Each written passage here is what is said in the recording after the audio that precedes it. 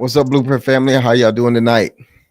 Thank you all for joining us on this Wednesday night of July. What's it? July 5th, the day after Independence Day. Welcome. And so, tonight's topic: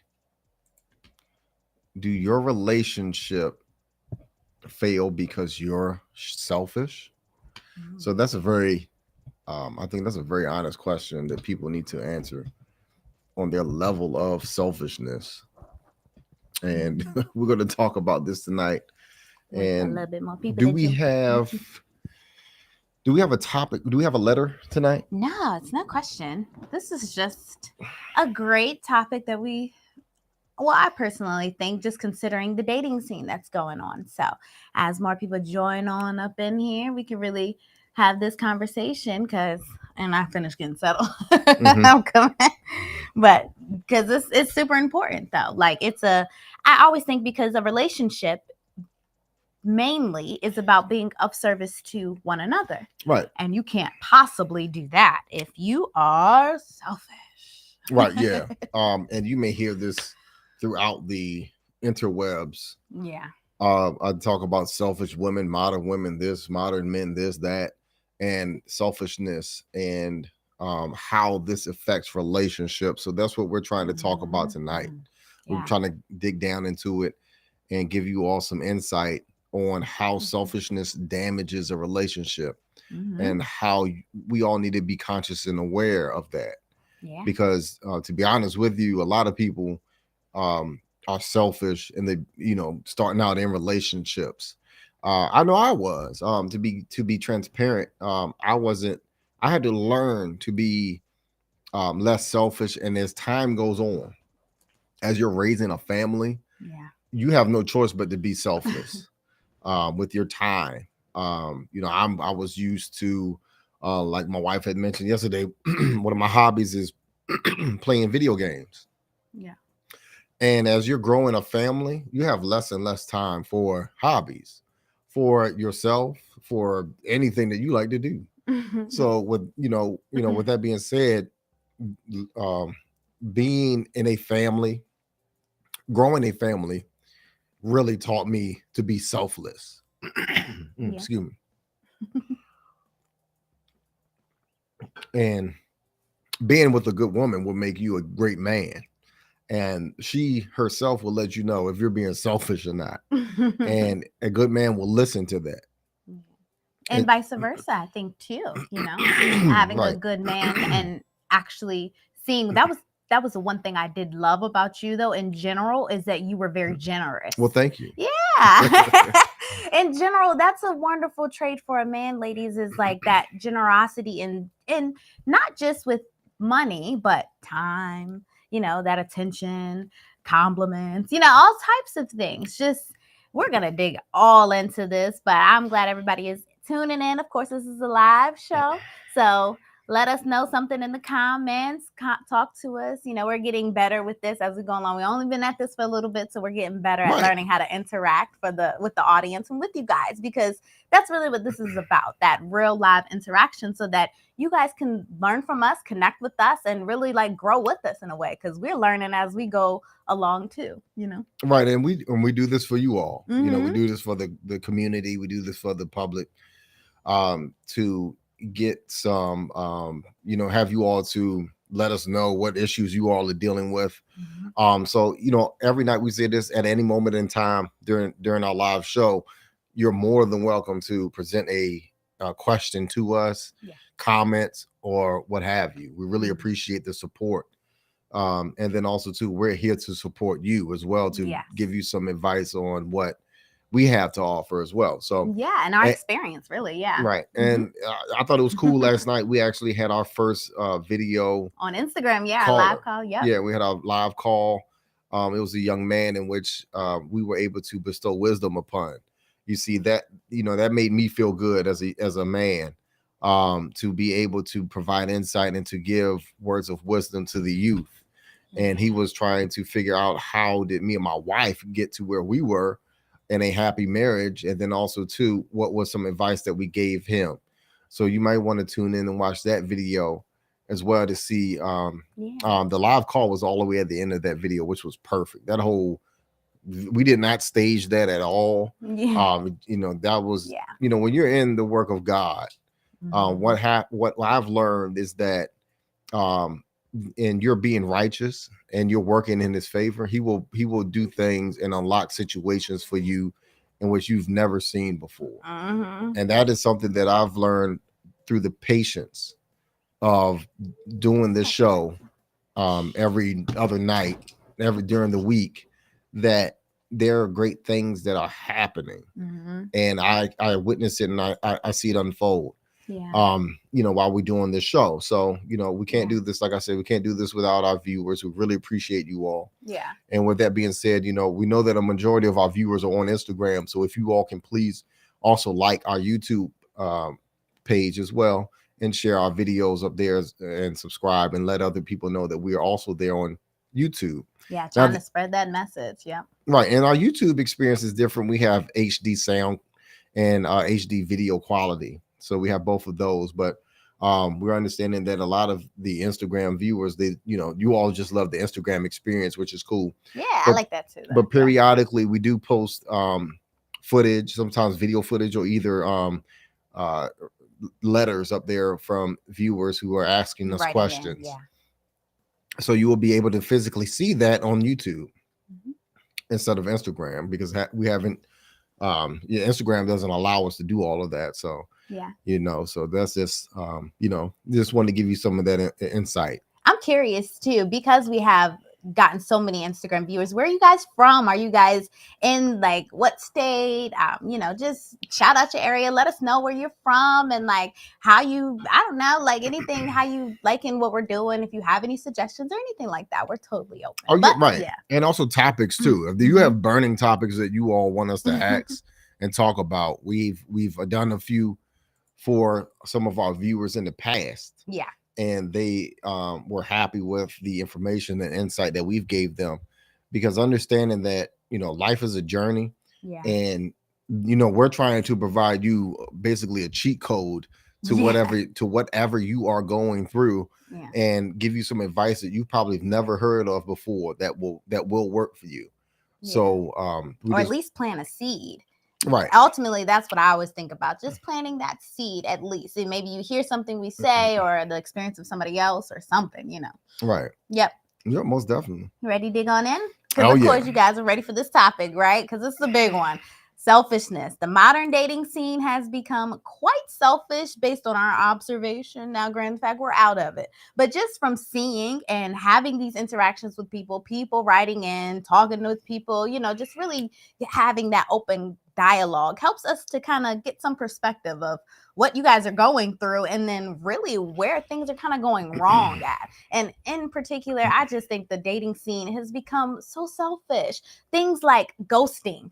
So we all know what ghosting is, when you suddenly cut that person off and like just don't communicate with them without any explanation. Believe it or not, that is super selfish, and it can be incredibly hurtful, confusing, and it's just a clear example of putting your own needs before the needs of another person.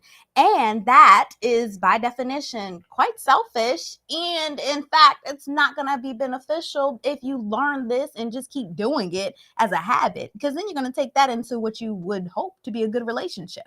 And that's certainly no way to have a you can't good, solid relationship. You can't form a relationship if you're always ghosting people. Right. Right. And that's certainly what happens. Yeah. Right. Yeah, but then also texting versus calling. Oh yeah. So we've millennials, we remember calling and using the phone, and right. I remember rotary phones. So those long conversations, late night, you sneaking, you trying to talk to your boo on the phone when your parents go to sleep. Like, y'all don't have those experiences as much, or at least not from what we hear, because people text so much, instead of talking. And in the past, people would actually call each other and talk that way. So now it's more common to just text. But I think people video phone. Yeah, I would hope. Yeah, that is one innovation thing. Yeah, you would hope. Yeah, which is, and also to understand that texting conversations can be misunderstood because we don't have that emotional flexion in our voices. Yeah, it's hard to try to portray that in a text. Mm-hmm. So that can also lead to confusion and misunderstandings, and or a lack in communication. Yeah. So Yep, that's so true. And of course, dating apps have certainly changed the game when it comes to dating. We didn't really have dating apps like that when we were growing up dating and stuff. But now it's super popular to just swipe left, swipe right, and not take any time to get to know a person, talk to them. It cultivates the idea that people are disposable. And that is not a good foundation when it comes to mentally taking that into a relationship. People aren't disposable, and you really need to talk and get to know somebody and not just superficially be like, next. yeah, well, what you're trying to say on a deeper level is that the I guess the human factor Mm-hmm. is kind of like fading, because Yes. the idea is that you're taking people for granted. Yeah. And thinking that they're, like you said, disposable. Mm-hmm. Just as, there's the mannerisms of just using an app and just swiping on people Mm-hmm. is subconsciously, like you right. said, yeah, that deeper inner level, surface level, you may think, it's just an app, but subconsciously, really. Well, I mean, a lot of this do have to do with maturity. Definitely, yeah. And understanding that, everyone is human and we all are, and then also learning empathy. Yeah. About people and how we, emotionally operate as well. So yeah, that is so true. Yep. And of course, there's a lot of the fear of commitment in the dating scene. We're going to get into a little bit of these fears a little later, because that definitely contributes to selfishness for sure. But just in general, people are so afraid of getting hurt.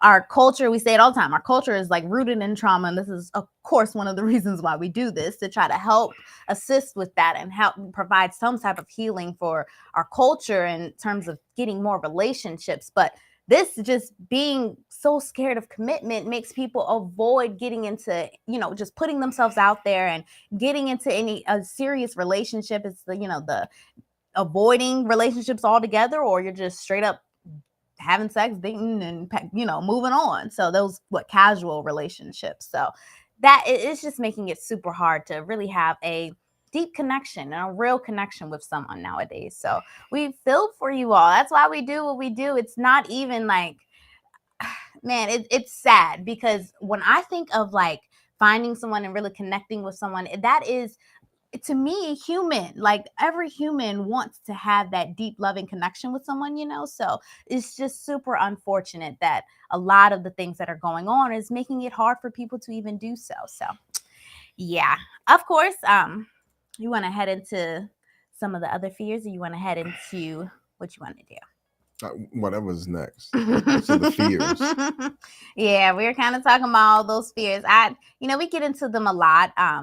But of course, the fear of rejection, this is very super common. I don't like to talk too much about fears, but you have to be aware of things in order to really make the necessary steps to change them. So I know sometimes people are like, you don't want to talk about stuff like that. But dude, we really have to have those conversations so people can know that this is out here, and that way you can work to healing those fears and moving forward, because that's where love exists. Love does not exist in fear. You can't have fear and love. It's just two totally different vibrations, two totally different realities. So in order for you to really have those deep connections, you have to move through your fears. And right. Yeah, go ahead. And it involves being honest with yourself. Yeah. So if these are some of the things that you're dealing with as far as fears, dealing with, being, social fears, then you really need to be honest with yourself and say, hey, you know what? Yeah, this is a cause of me being selfish or what have you. Yeah. And then try to, correct these things. Yeah. Because that's what life is all about, is refinement. Yes. Yeah. And I don't think a lot of people understand that, is that you're supposed to make yourself better than what you were yesterday. Mm-hmm. And that is one of the goals. You're basically leveling up. You're leveling yourself up. And that's what that's what allows you to create relationships and connections with other people, is making sure that you yourself are whole. Mm-hmm. You are healed, you're whole. Yeah. So let's dive into these fears. Yeah, of course, the fear of rejection. That's the most common one. So people like to play it safe and not put themselves out of there, because they're fearful of being rejected. Of course, if you think about dating apps, that really contributes to a lot of it, because when people get up there, or at least the conversation I often hear about it is when people get up there, men in particular, some men don't even make matches. Like some women may get, lots of matches, but men in particular may not get those matches. So on top of, the reality of rejection that men commonly go through in the dating scene, having to go talk to a woman, you also got like dating apps where the rejection is even like amplified in a way.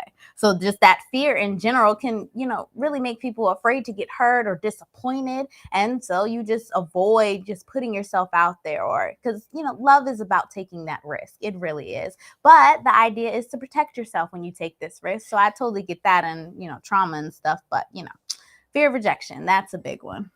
Yeah. And then, and then, for the dating apps, I've heard that there's a lot of fake people up there. So you mean catfishing like that? No, or like, I just mean like in general. It's full of flex. Okay. So it's a lot of people up there that have these fake flexes that they're doing up there, making themselves seem grandiose, right, larger than life, better than other people, or whatever the case may be. But realistically, they're hiding some of these fears. To be honest with you, and that's the reason why these dating apps and things like that, of the dating websites and things of that nature, are not the most productive places to meet people, because first you have to get through the false. You got to get through the fake in order to find the real person, and a lot of times that involves breaking people down. These people kind of break themselves down and be honest with themselves first before they can go out here and find love, because all you're going to do is find a bad situation, because you yourself, you're trying to hold up this fake facade of who you want to be, but you're not actually that person who you need to be. So that's why I don't like dating websites or apps of that nature. I never use them, but from what I've been told through my peers is that it's hard to find a connection with somebody who's real up there. They're having a hard time finding wives up there, women, my fellow friends, and it is a mess from what I'm understanding. So so anyways, the number 2, the fear of intimacy. So some people are afraid of getting close to other people. They may have had negative experiences in the past, of course, and they simply become uncomfortable with intimacy. So this fear can lead them to avoid relationships altogether, or to only engage in superficial ones. So that's what I'm talking about with these people being so fake or whatnot. More than likely, these people are dealing with some sort of fear of, like I said, rejection, of course, fear of intimacy, like I just stated, and they're holding up some sort of facade to try to make them more attractive. In all actuality, if they were to just be themselves, that would be more attractive than just trying to be somebody else. And intimacy in particular, we're not just talking sex. Intimacy really involves having those deep conversations, being vulnerable, connecting with the person and opening up. Ultimately, if you go back in some of our videos, maybe I think it was like a month ago, we talked about the 5 stages of intimacy that a relationship needs. And the big ones, we're not, I think sex might have been like the 3rd or 4th one, but in the midst of that, you have to dive into, your past, who you are, what your experiences, your fears, your highlights of your life, things you're proud of. This is where a person really gets in touch with like your values and your morals and stuff like that. So it's a real big thing when you're able to be vulnerable and engage with somebody intimately, not just, on a physical surface, superficial type, level. So, but of course, the fear of commitment, we had already dived into that, but those are basically the fears that you have to be pretty much aware of on the main surface level, I guess, so that you can really work through them. And of course, we always recommend, if you're having some trouble with this, first start off journaling, but then if it's really big, you probably need to have to bring in, some type of professional help to help you along the way. There's nothing wrong with getting help. Right. I think there's other fears out there too, like fear of control, or the lack of control. And you may see that with like the alpha male or the alpha woman. They may want to always be in control because they don't want someone else to try to tell them what to do. And ultimately what that does is that it pushes people away. There's no teamwork when you're the only one that's trying to run things or control everything. Yeah. Understand that relationship is a team effort. You have to know your roles and actually how you all are going to coexist at the end of the day, and how are you all going to raise and grow this family. So I don't think a lot of people, especially younger people, understand that. So they have to shed this layer of selfishness in order to build Yes. Yeah. relationship and even themselves. Yeah. I often think people kind of, even just the fear of, what is it called? I can't think of it. It's like the sunken cost fallacy. And in particular, this has to do with like finance. But I think about that too, because like a person would be scared of giving so much time or money or something like that, and then like it not paying off in the end. So it kind of creates that type of fear, that sunken cost fallacy, where you're like, oh, I done spent so much time or so much money, I done did all of this, and then I can't, this is not working out, so I can't like move on or whatever, so just that idea in general. Man, that's real, because that you can't start up. You can. Guys do that when it comes to relationships, and when they invested so much money into this girl, and then all of a sudden she wants to, choose hypergamy and go run off with somebody else who they think is better, and the guy is still trying to hold on, and he's making a whole clown out of himself by trying to call her, text her, trying to make her come back to him. Yeah. And I always say this every night. You can only hope to inspire change, but you can't make people change. Right. So that's one thing that we need to stop doing, is trying to make people change, but also but inspire change. Yeah. Through education, through facts, through conversation, through communication. Yeah. That is the best way. Mm-hmm. And also too, when you're talking about just in the change aspect, I often think like about women. Maybe if you women are so not wanting to, I guess, make a project, have like a project man or something like that, where they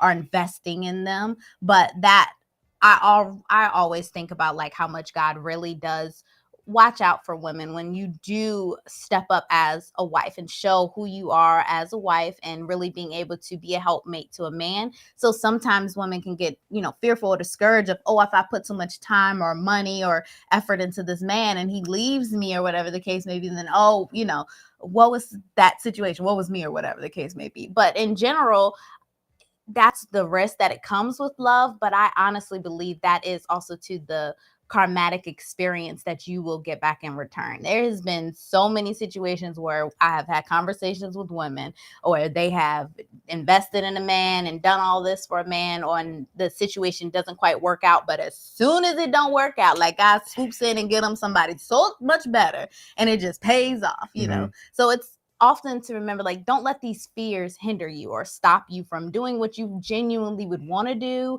you genuinely care about doing, and it shows who you are as a woman or man in general. So don't let fears hold you back. But right. That reminds me of that video that we had, and I said, just ask, so what are we? That type of relationship where, like you said, the woman is investing her time and effort into a man, not knowing that really he's a boy, and trying to game, women or whatever, or what have you. So, that's a whole nother topic in itself. Yeah.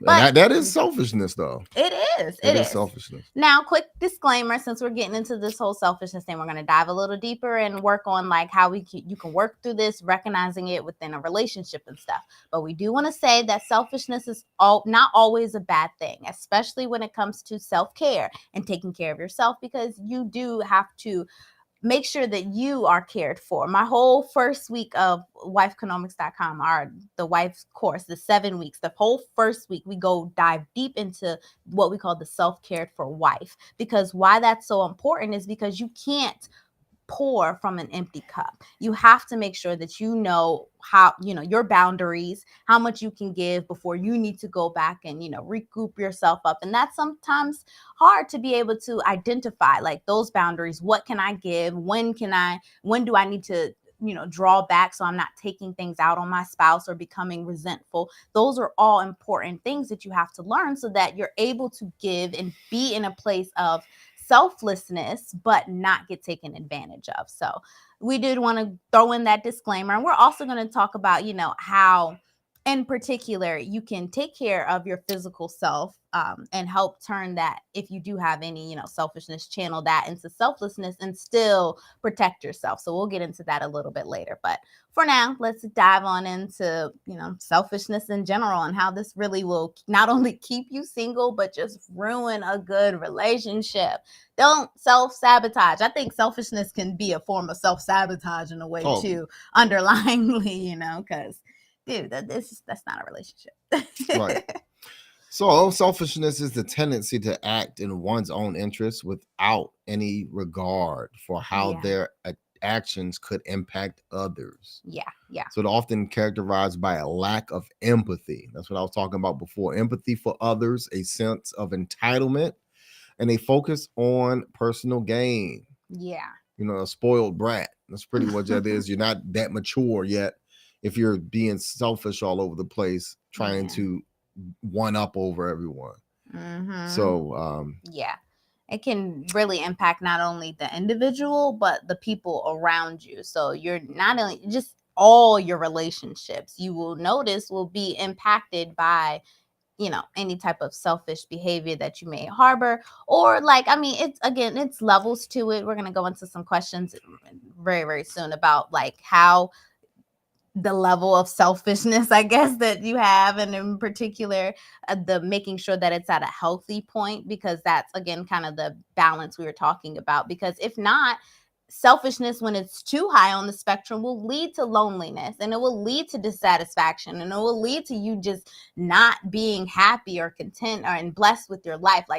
Not so much content in the sense of not wanting to better yourself, but just at peace with where you're at and what's going on, and just knowing, being positive about being able to move forward. So again, really, selfishness will really make it difficult to maintain a relationship. Yeah, that's true. So for people around selfish people, selfishness can lead to feelings of resentment, anger, and betrayal. Yeah. It can also damage relationships. Yep. Yeah, it really will, and make it really difficult to work with someone in general. I always think about that, because if you're selfish, it's really going to be out to get everything for yourself, and you won't know how to be a team. And that's what a good relationship is, about being a team. And you yourself, don't be naive. If you're dealing with somebody in a relationship, don't be naive to think that you can change these people. Yeah. And then you also got to realize too whether it's worth it or not being in a relationship with a selfish person. Right. If you've been in a relationship with someone who's selfish and they haven't changed, they haven't chose to change, you may need to start looking in other directions and consider your self-worth. Yeah. I know we always preach about keeping relationships together, or what have you. Don't be a fool. Yeah, don't be a fool. And if you all tried counseling or whatever the case may be, and this person's still selfish, you might need to, check out, to be honest with you. Yeah. But go ahead, honey. You can.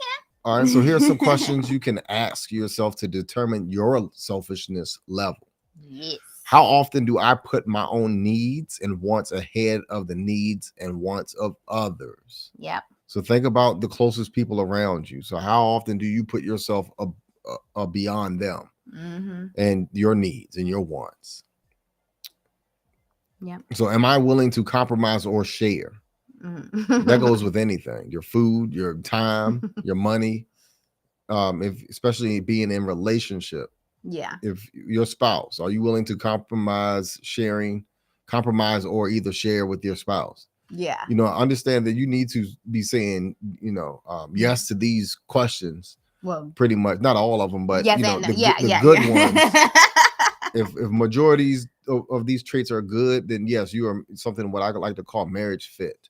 Yeah. So you have to be ready to be of service to someone else before you get into a relationship. Yeah. Being selfish means that you're only of service to yourself and no one else. So how in the world can you build a relationship off of that? Right. And people forget that. I don't know why they forget that part. Because the intention is all wrong when they get into a relationship. So men, usually selfish men, or immature boys rather, they get into these relationships for the convenience of sex. Yeah. So that's what all they're trying to hold on to is the convenience of sex, getting it whenever I want it and getting it when I want it. Yeah. And then you can't grow a relationship off of that. Right. There's no room to grow there if that's all you want. Right. And it doesn't work that way. And then unfortunately, these guys get with their peers, Yeah. young women of their group age level, and then they're blind to what's going on too, and don't even know they're being taken advantage of. Right. So because you got to provide. You both got to provide something for the each service. other. You have to be whatever of service. that service is. Yeah. Right. You have to be of service, of duty to each other. That's the only way the relationship. You got to look out for each other. Make sure everybody's energies are high. You got to make sure that you both are able to carry on throughout the day, especially if you all are raising children. Yeah. The next question: do I take advantage of others? That's what I was talking about earlier. Young men do this all the time and manipulate women. But also too, women can manipulate men too by being selfish about money. They do things to try to swindle money out of men, or vice versa. Men also too try to get money out of women. Yeah. So if you're dealing with somebody who always take, and not give as well, then you need to consider whether you need to be in a relationship with that person.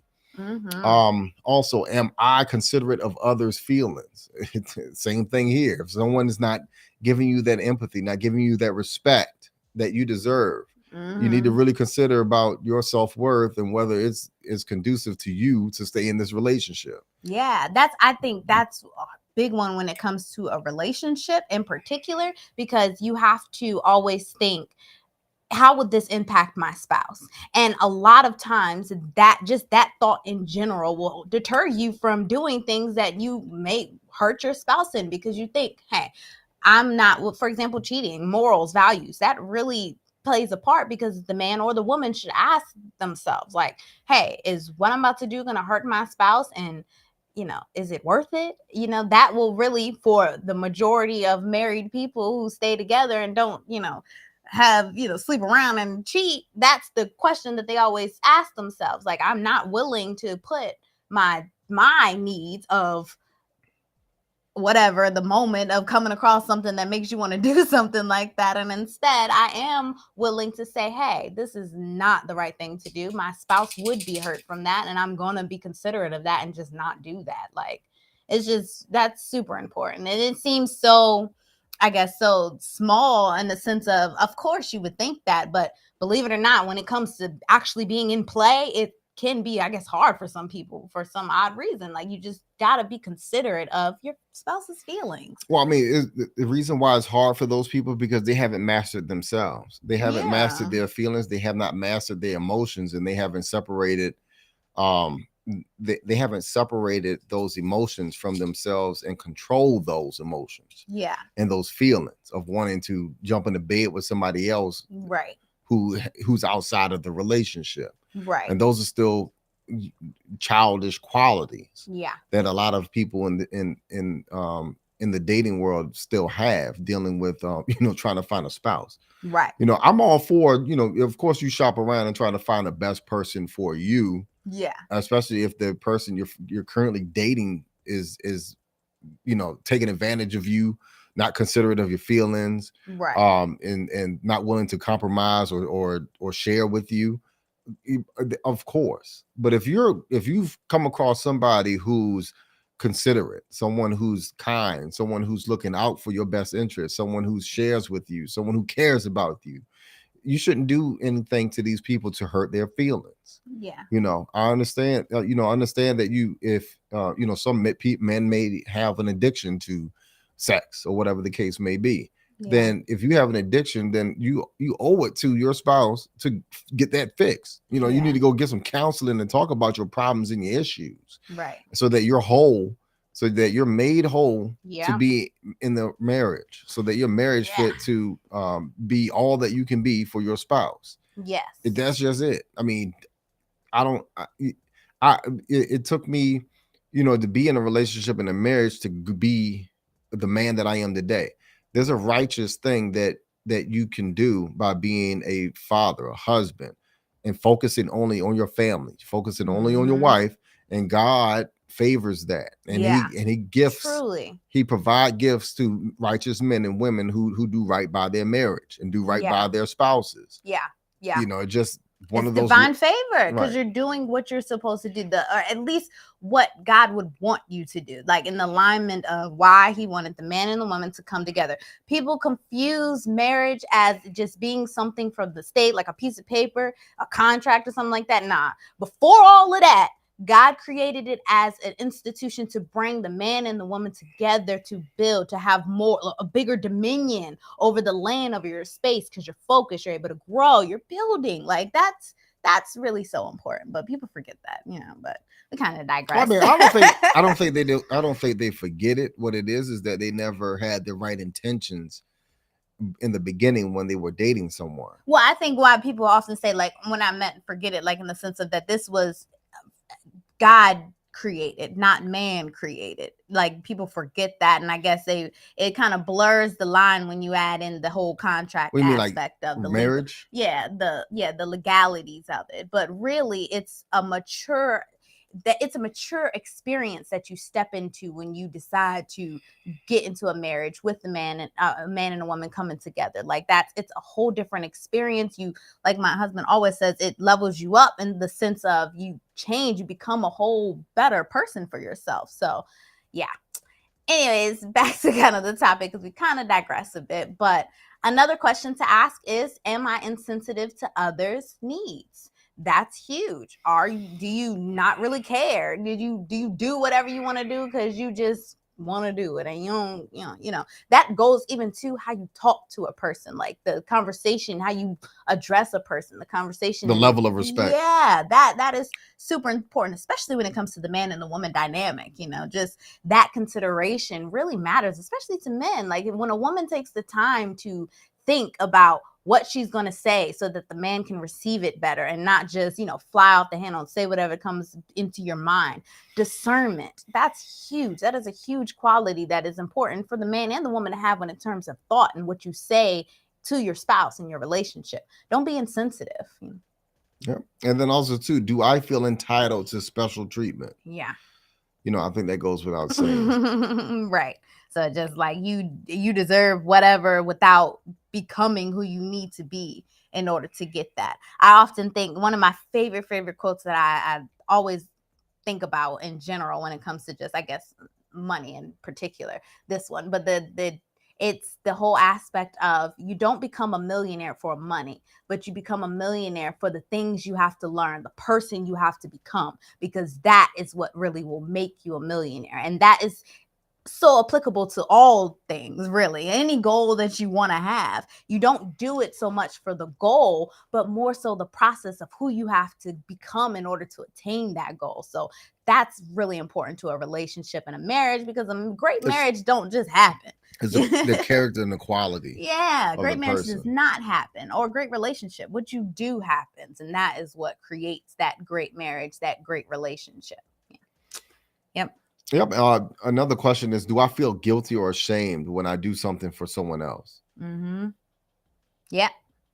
How does that? Well, that ties into if you feel guilty. That's the level of, then I guess we're going on the down part of the spectrum. I forgot to say that. So this question is going to go from the high level of spectrum to lower. And when you're asking yourself, do I feel guilty or ashamed when I'm doing something for someone? It's trying to figure out if you and yourself are not receiving, in a way, the reciprocated energy that you should from it. So if you are starting to feel like, why am I doing this? Mm-hmm.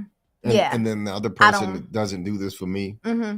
Yeah, I get it. You're trying to, I guess, determine where that level of selfishness would lie at within your relationship. So. Right, and this is one good question that can create levels of resentment and competition within a relationship, especially if you're always giving and then you're never receiving. Eventually, what's going to happen is that you're going to try to receive from a receiver, and that's only going to cause conflict in a relationship.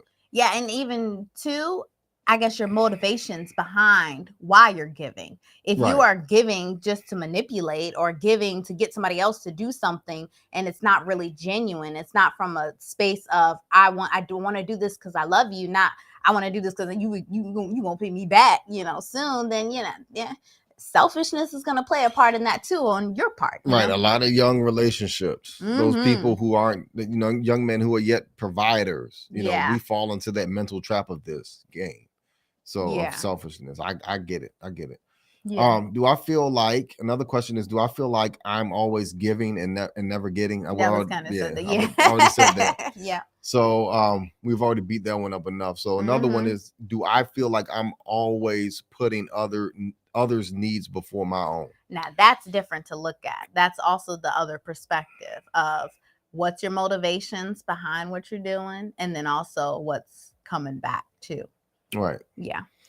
Anyway, if you answered yes to most of these questions, especially the ones more so in the beginning, like you're not considerate and stuff like that, then it gives you your level of awareness of how selfish your motivations could kind of be in a relationship, how you're dating, how you're coming off. Again, this can apply to any type of relationship, but in particular, it's just important to recognize it when you're talking about your marriage relationship and your dating relationship, because selfishness isn't as attractive as selflessness, and we're going to get into that a little later. But just here are some a little more questions that will really help you understand what I think in particular will help you decide if you are balanced between selfish and selflessness. Because selflessness, again, is that aspect of wanting to be of service, of wanting to think about the needs of your spouse, being able to recognize that. Kind of think of like women in particular when you are a mother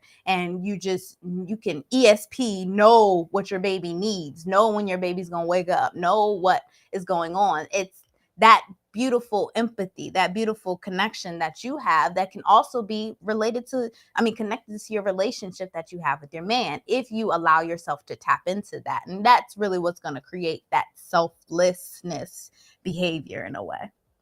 So you can ask yourself, what are my motivations for doing these things? I think that's super important to always try to figure out, why am I really doing this? That's going to really determine your underlying motives, maybe even why sometimes you would do selfish things to kind of self-sabotage in a way, because you have other motivations. Am I concerned with my own happiness over the happiness of others? Again, this is important for balancing that out, because you can't have it one way or the other. You got to balance it. Right. And then and if you're doing stuff like this to manipulate people, you shouldn't be in any relationship at all. Yeah. To be honest with you. And then also too, the next question is, how do I feel when I help others? Yes. That is big, that I think people don't think about, because you want to, when I think about giving of service, you want it to feel good when you do it. And it really should feel like, I'm just doing this because I want to do it. And it's something that I'm genuinely happy to do, because when you're in that space, that's what's kind of going to come back to you. Now, if you're in it and you're just like, I'm only doing this because I got to do it. It's community service, like in the sense of you got to go do your check clock in of the, you done got in trouble. You got to go to your community service and you picking up trash and you don't really want to do it, of course, but you're helping the community at the same time. But the whole mindset of the whole thing, it's just, just that aspect of service, how you're feeling when you're doing this service is really going to determine that energy as it comes back to you in particular. And of course, how do you feel when you're not getting what you want? So that's for a relationship in particular, because you're not always going to get what you want in a relationship. It's going to take compromise. And how you respond to that is going to determine the outcome. Yeah, definitely. It's definitely going to determine that. So, yeah. Yeah, so you can fuss and gripe and, be angry and upset and frustrated and start an argument and a fight. So that's what that's going to do. Yeah. So you have to understand to have some peace about being of service in your relationship. Yeah. It's not about you, especially if you have children. It's not about you at all. It's all about the children. Yeah, and the duty. Right. Even though they're selfish. The kids selfish is all outdoors. We all, if you got kids out there, you know how selfish children are. They test your patience. Yeah. And they test, how much you want to be selfish when you're around them. So just be mindful of that as well. So, you get what we're talking about. Yeah, because I think that in particular just shows how important it is to be taught not to be selfish. Mm-hmm. Like, you wouldn't let your kid just be out here being selfish all over the place. And you certainly don't want your spouse or anybody else around you being like that. So, yeah. And the last one, I know we've been getting into y'all with these questions, but questions are super important. We always talk about that. For reflection. Yeah. For reflection Mm-hmm. purposes. And that's what this is all about. Yeah. No judgment here. Seriously, it's not about judgment. This is a safe space where we're creating awareness. You have to have this awareness so then we can dig in and tackle these issues and iron them out. That's really what it's about. So the last one, how do I feel when I'm giving up something for someone else? How do you feel? And that's time. Attention. So I'm gonna tell you that now. If you're not in a relationship and you're going to be in one, if you one day want to be a husband, a father, be prepared to give up a lot of your free time. That is going to change. It is. Same thing for women. If you're if you want to be a wife, you want to be a mother, just realize that all that free time that you used to have to do whatever you wanted to do, Sunday brunch with your girlfriends and whatnot, a lot of that time is going to go away. Especially when you're raising a family. Yeah, and that's okay because you find peace in that. The reward is actually having children and having a support system, and the fact that you don't have to be lonely. Yeah, that connection. Yeah, people, and also too, it gives you that sense of sticking to it when things don't always go your way. You're not just wanting to leave and be like, I ain't having this. It really gives you that duty, that you understand that it's deeper and bigger than you, because all of this is, we all just play our small little part in something that's so much bigger than us, like so much bigger than us. And if we can just all remember that, we'll be willing to step up and be like, hey, we can all make this a happy, joyous experience, especially within your relationship. You can make that happen with your spouse if you're just open to understanding it's give and take. Yep. So the answers to these questions can help you to understand your own motivations and values, which can give you a better understanding of your selfishness level. Yep. And of course, it is important to remember that everyone is selfish to their own degree. Like, you have to be selfish when it comes to taking care of yourself. And, however, if your selfishness has become a problem in the sense of you're not able to sustain a relationship, you're not able to make connections and, move through your life, then it's time that you really make an effort to change a lot of that behavior into selflessness so that you can really start receiving. And that is going to require a level of vulnerability that may be scary, but that's again what love is all about. You got to let go of fear in order to step into that love, and you just rest in the safety of knowing that when you're doing the right thing, you will be rewarded. That is really what comes out of all of this in the end. If you can just get past the aspect of, I guess, sacrifice, think of it more of it as investment. Like, these are things that you're investing into. And even if the situation doesn't work out exactly the way you would hope, like you're dating and you're giving to a person and it doesn't turn out the way you want to, just remember that aspect of just doing the right thing, it will come back tenfold and often very quickly, especially if it's genuine. That genuine, God knows your heart. So you will get that back. But anyways, selfishness can contribute to a relationship failing or being hard for a number of ways. And I think it's good to, I guess, give some active examples of how selfishness can play out in a relationship. One way is by always putting your own needs and wants first. So when it comes at the expense of others, it can lead to a lack of communication and understanding. So a lack of understanding. Yep. And this will lead to resentment and frustration. And eventually it will completely erode the foundation of your relationship. So you need to recognize this before it occurs. So for another example is always choosing to go out with your friends instead of spending time with your partner. Or always taking the last slice of pizza, even though your partner was looking forward to it. I was told that if you share your last bit of food with your significant other, that is a true sign that you really love them.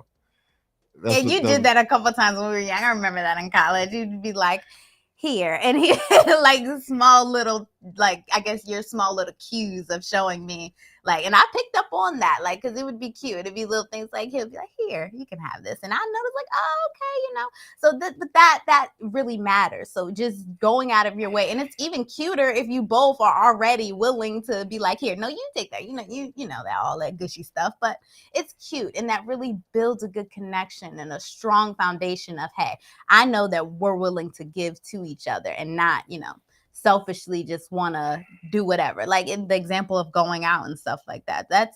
That may be something hard for men and women to give up sometimes. Not, it's not all the time you can go out, but you can still do your hobbies, I guess, but the balance, right? Yeah, I mean, but if you're dealing with somebody who's always going out, you may need to consider someone else, especially if they don't want to listen to you and tell them, if you all are struggling with money, there's other deciding factors dealing with that, and especially with somebody who's always going out to the club, all the time, drinking all over the place, making a fool out of themselves. You really need to consider who you're dating, and try not to make those mistakes the next time. Yeah, because believe it or not, you're not going to be able to, like I said before, you're not going to change him or her from going out. And most of the time, you're going to only feel defeated in that relationship because they're not going to listen to you. Yeah.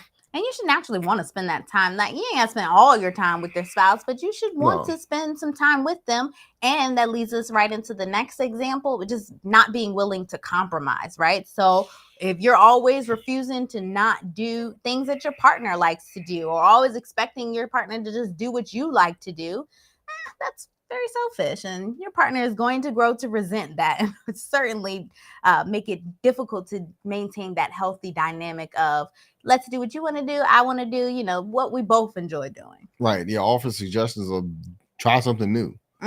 Especially if it's a date. If you all continuously go to the same thing, go to the movies, and you want to do something else, have a conversation about it. Come to a compromise. Maybe you do what they want to do on Saturday, and then you do what you want to do with them on Sunday. Right. So do things like that. You all can make it work. You can make it work. Yeah, for sure. Yep. But another one, it can, of course, lead to conflict and arguments. That's super self-explanatory because you're not able to find that common ground or just compromise. So y'all gonna be arguing. That's just what happens. And eventually, though, that will wear down the relationship over time. So all that unnecessary, not finding that common ground, not compromising, is going to lead to basically things just falling apart. So certainly don't allow that to in a way, self-sabotage your relationship. Right. Being dismissive or critical of your partner's feelings and needs. So for example, what we're talking about here is telling your partner that they are being oversensitive and they express their feelings, or telling them that their needs are not important. Yeah, that's a tough one. In particular, I guess this may more so apply to men, right? For women, because we are hormonal. We're a little different when it comes to our feelings. You all are a lot different. Don't get that confused. Okay. A lot different. That's true. Okay. Women are driven at the seat by their hormones and emotions. Just our feelings. But that is not a negative thing. Don't just think just because we're different in that aspect, it's negative. That's a misconception. That's what makes us unique. It really is, because that sensitivity is great for being able to pick up on things around your surroundings. It's survival. It's all types of things that go into that. So it's not a bad thing. But what a great thing is being able to control those. Yes. That is the key thing. That is truly the key thing. Yeah. But not being, when you see that your spouse is having a moment, we come and talked about this, I think, before, when it came to hormonal times, like your menstrual cycle, when your woman is on your menstrual cycle. That was one thing that my husband always says he was not quite prepared for until long-term our relationship, being together for years. So yeah, because I didn't have a sister growing up. And I didn't see mood swings. I didn't know what mood swings were. And quite frankly, being in a relationship with women, I wasn't there for those. So when you start acting up, I was out. Like, I'm out. Like, I ain't got to put up with this. Yeah. Being married, though, makes you sit with it, and you have to really figure it out and try to understand, like, what the heck is going on, So And the woman too, understanding and being Yeah. aware of when you're having these moments and really being able to verbalize that and communicate and recognize it so that you can say, hey, it's not about you. I'm not trying to argue. I'm not, we got having a moment. What Monica says is one of them days. And that understanding and that common ground is huge when it comes to the dynamic between the man and the woman, because men, I guess their hormone cycles is quite different from ours. It's more solar. We talk about that, right? The 24 hours. So their testosterone, when you say for a man, their testosterone is super high in the morning, it peaks, and then it drops down. And then we get grumpy at night. Yeah.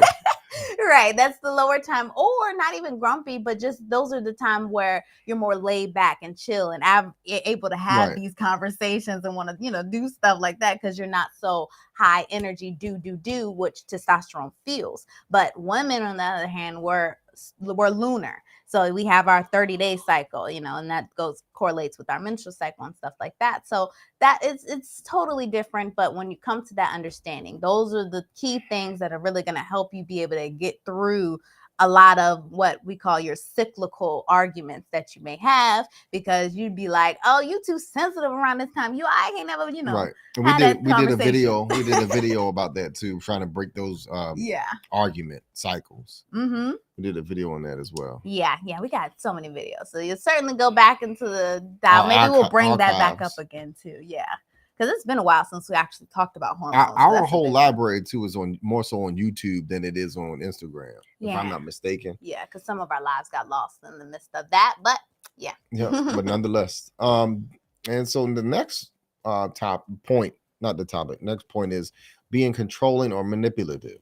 Yeah. So we hit on this a lot earlier. So, for example, trying to dictate how your partner spends their time or trying to guilt trip them to doing things that you want them to do. Yeah. That's bad. That's horrible. And you shouldn't do that. It really dooms relationships. And it also too makes the other person feel like they're in a corner. It backs them down into a corner. So, or that you don't approve of them or appreciate them. Yeah. And in particular, I really think men value that approval of just men and women. I can say women too does, value that approval of just, accepting you for who you are and allowing you to be who you are and not trying to control or change or manipulate you. That's not love, So. No. Yeah, and that's a surefire red flag if your spouse is being controlling or manipulating you. Yeah. And then especially if you're those boyfriend-girlfriend relationships, and then you had this open relationship thing, and that your significant other could say is that, well, I mean, if you don't do it, they will. Right. Then you just need to say, well, you just need to go and let them do it. And just because that's just not the proper. They're disrespectful. They're being disrespectful and abusive, if you ask me, trying to do things like that. So. Yep. And that's taking advantage of your partner's kindness and generosity. That goes right along with that. Hand in hand. Especially if you know that your partner is vulnerable with you and kind and giving and loving, generous. Don't take advantage of that. Like, asking your partner always for favors, but not wanting to ever do something with, return that favor, especially in the dating times, right? Or even like asking for money and not, paying it back or something like that, especially in them early days if y'all ain't, established that yet. Like, we do say that the men should be the providers, but there is a time and a place for when that man is supposed to step up and provide for you. In the meantime, don't take advantage of him showing you that chivalry and being generous, especially when it comes to men that have money and men that are, able to give and willingly give. Don't take advantage of that, because that given man will recognize that and be out of there quick, fast. He won't give a damn about that money for real, because money will come. So just don't lose a good situation because you want to take advantage of it for real. Yeah, and this happens a lot. And it's probably going to happen more often, to be honest with you. Well,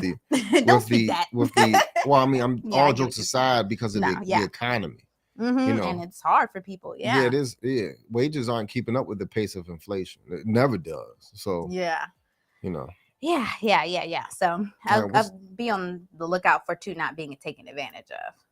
But also, of course, the next one will be like emotional distance. So we're talking about when one spouse in particular feels like their needs are not being met within the relationship, this is going to naturally lead them to want to withdraw from the relationship emotionally first. That's what they say, people checked out early. You check out first before you actually break up or divorce, whatever the case may be. And that's because of that emotional distance, that withdrawing, that sense of disconnection and loneliness that person is going to feel because their needs are not being met within the relationship.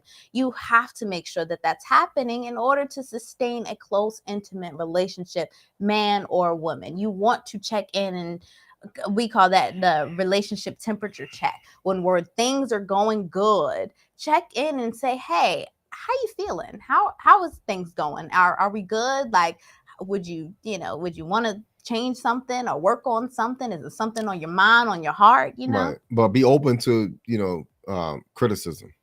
Yeah, be open to that. Yeah, constructive criticism. Yeah. And that just any review period is good, for open constructive criticism, especially if you're trying to grow something or improve. You need that type of feedback. Yeah, because that's real helpful. That's the only way that you're going to see, like, really how you all are both feeling within the relationship on a vibe check. Yeah, and when it's not going bad, when things aren't rocky, when things are good and your perspective is on the lighter side of things, have those moments where you just ask, like, hey, is everything good? Are we, connected and stuff like that? It'll really pay off in the end. But overall, selfishness can be a major obstacle when it comes to just having a successful relationship in general, all forms. But if you are struggling with selfishness on your own in particular, and you recognize that based off of all these things that we've gone through, and you recognize this within yourself, there are some things that you really can do that will help you grow and move from that, because my husband always says it's really maturity based. So if you're able to be aware of these things that are affecting your relationship and you and as a whole in general, then you're actually going to be able to dive in deep and work on those issues and really be able to build that more fulfilling and rewarding relationship that you really want to have in the end. So I guess we'll go to that's what's really next, heading on to some tips, right? For the most part, because we got a pretty good understanding of all of this. Ultimately, the key is to find that balance, right? We talked about that balance between being selfless and selfish, because sometimes you have to, put yourself first. If you constantly find you're putting your own needs before anybody else, then of course you're neglecting your spouse. So on the other hand, you don't want to neglect your own needs. You want to be able to get what you need from a relationship too.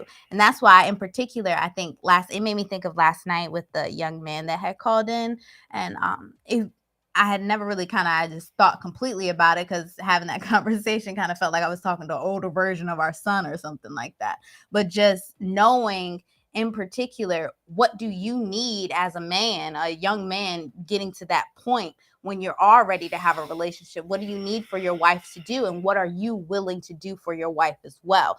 That is so important. And you can't neglect having that established within your own mind. So then that way you'll know if you're getting what you are really looking for genuinely out of a relationship. Because if you don't take the time to figure out what do I really need from a relationship, whether that's from a man or a woman, what do I really need, and how am I going to also give in return from that, then you're never going to actually, grow in a relationship. Right. Exactly. Thank you. Yeah. Yep.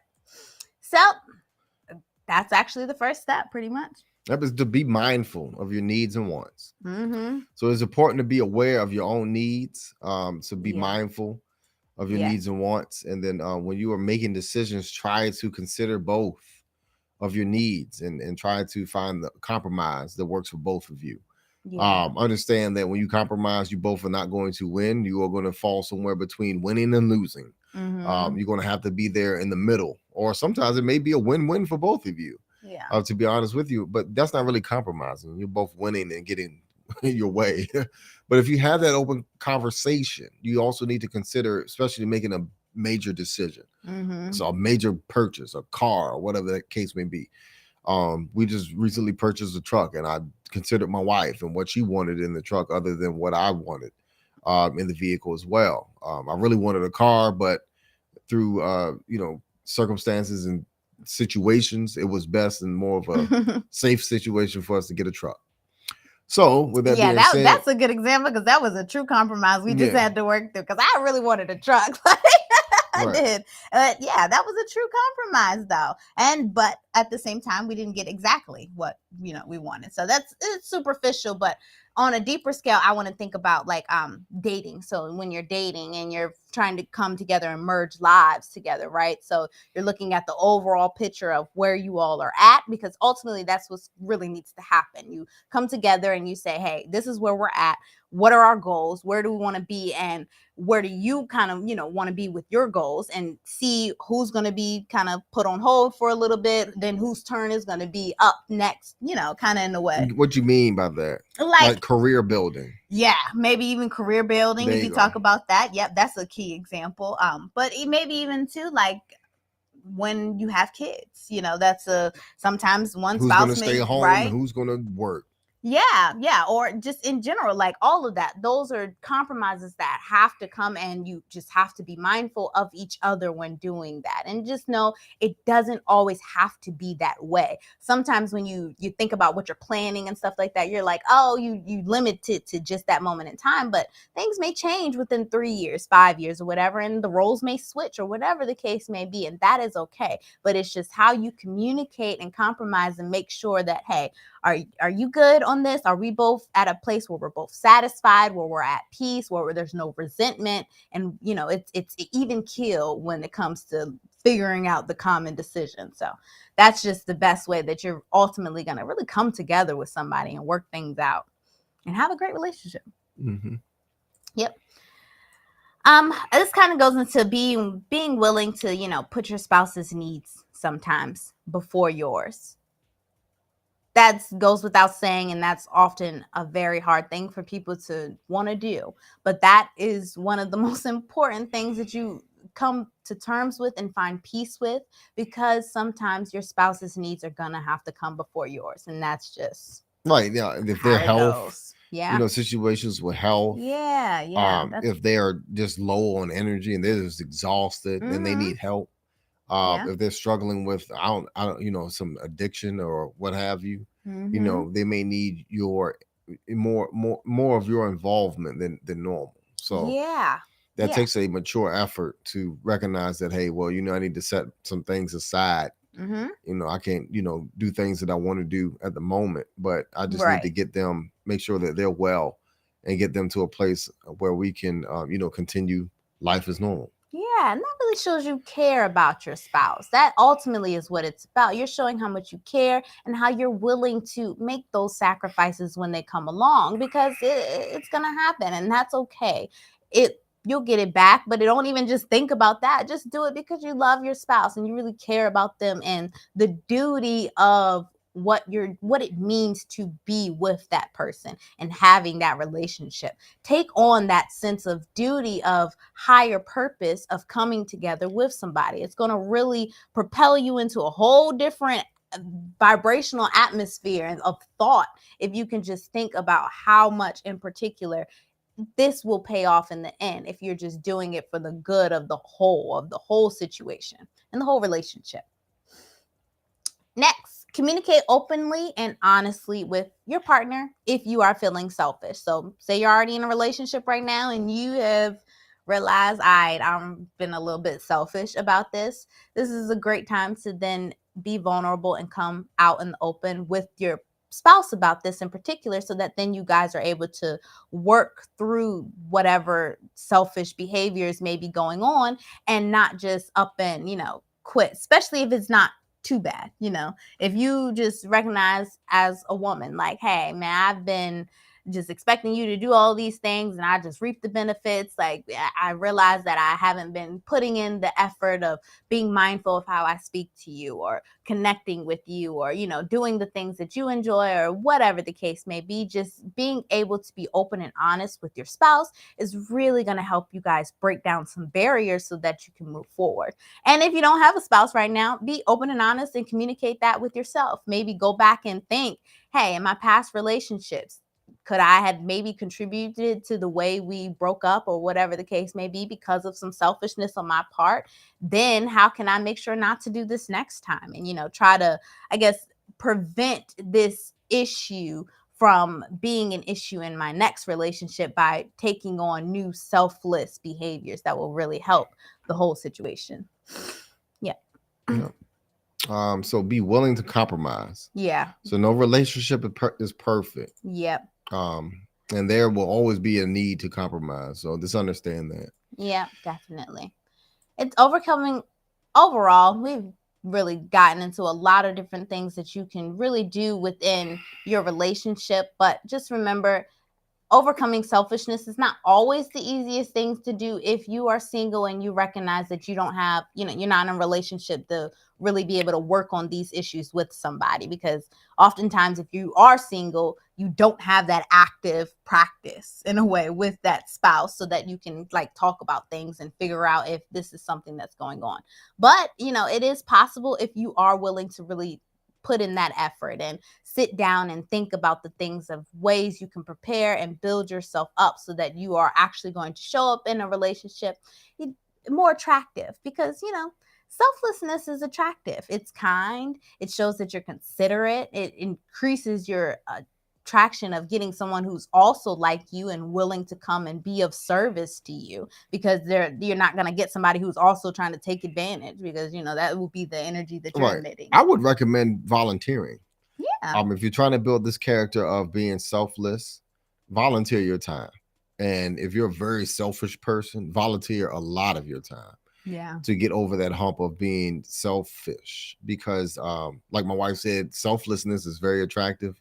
Mm-hmm. It only brings people towards you. Mm-hmm. It attracts other people towards you, and people notice you. Mm-hmm. People notice you being a volunteer in your community, and they will want to get to know you even more. Mm-hmm. So if you're single and you're out there, I think that one of the best things that you can do is volunteer your time. Yeah. Yep, that is so true. Selfless people are also more supportive and understanding. So it's going to help you to, if you can cultivate the attitude of empathy, being able to connect and try to see, where another person is coming from, and even better, where your spouse or the person you're dating may be coming from, and being open to understand that person and support them. It really is going to set a good foundation for support within your own relationship, because it cultivates the environment of, I can trust you, I can rely on you, I know that you're going to come through, because you're not so selfish, and you're not going to put yourself first all the time, especially when it's needed. Yeah. So this was a pretty good one. It's a heavy one, I guess, in particular, because it's more about yourself and having. Yeah, but there's a lot of selfish people out here who are starting relationships that are doomed to fail from the beginning. Yeah. And that needs to be thrown out there. That needs to be understood that that isn't going to be conducive at all to building a relationship. That's so true. That is so true. And we guys want you all to have good relationships, solid relationships, because it creates a better world for all of us to live in. Not just, a world where everyone cares not about themselves, but for other people as well. It will dramatically help improve a lot of things within our community. So just, if anything, if y'all don't have anything about any of this that we have talked about, no questions or anything, just try to go back to rewind this back, write down those questions that we talked about in the beginning, and just analyze things for yourself, and let us know if this was helpful for you, and if you really are able to move forward and build a good relationship from this. Yep. Leave a comment in the video if you can. So we really appreciate you all coming out and joining us tonight. Yeah. And we really appreciate it. If you all have any comments and any suggestions for any other topics, by all means, we're all very open to that. Let me check. And if you all don't have any questions or comments. Yeah. Remember, it's the live show. We're getting better. How y'all want us to interact with y'all? Again, like we said, we only been doing this for like 4 months. We trying to figure this out. How we get y'all to talk? Well, I think what I told my wife is that the theory is that you all are actually absorbing. You all are learning. Which is good. Yeah. So, which is awesome. This is excellent that we are actually making a difference. You all are still showing up every night. I mean, we started off with just like 1 or 2 people. Now we're like 30 people each night, and we really appreciate it. Our channel is growing, and we're getting the message out there about how relationships don't have to end in divorce. How you can start relationships and grow families. So we really appreciate you all, because we do this for you all. Genuinely. We do this for generations to come. You know, when we pass away 100 years from now, someone can go back to YouTube and look up Blueprint Family Jewels. I'm serious. Yeah, like somebody can go back on YouTube and look up Blueprint Family Jewels and say, like, man, yeah, they really got it right about how to build relationships, and, you know, building good communities, build great nations, and makes the world better. That's what we believe in. So we're not saying we're perfect. Again, we are learning a lot of the stuff too, especially when we go and we dive in and do some research on these topics and stuff. We learn right along with you all. And again, it helps our relationship. That's what makes this cool, because it's genuine in the sense of these things are going to keep us together and hopefully keep y'all together and just keep everybody, you know, that's what we're really trying to do. So, yeah. Thank you. So if no one has any other questions or comments, we really appreciate you, Blueprint family. Thank you all for coming out tonight. And until next time, we see you tomorrow night. Peace. Peace. That was a good one.